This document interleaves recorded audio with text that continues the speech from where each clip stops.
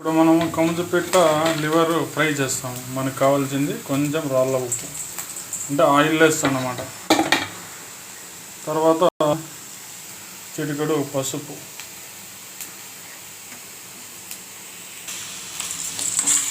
చూసారా వాటర్ లేవు, నూనె కూడా లేదన్నమాట. ఈ విధంగా ఫ్రై చేసుకుంటాము. తర్వాత కొన్ని నీళ్ళు పోయాలి ఇందులో. ముందుగా పసుపు వాసన పోయే వరకు వేయించాలి అన్నమాట. ఇప్పుడు కొన్ని వాటరు, ఈ వాటరు దగ్గరికి వచ్చే వరకు ఉడికిచ్చినారంటే మీకు ఆయిల్ లెస్ కముజపిట్టలో లివర్. కముజపిట్ట లివర్ తినడం ఆరోగ్యానికి మంచిదన్నమాట.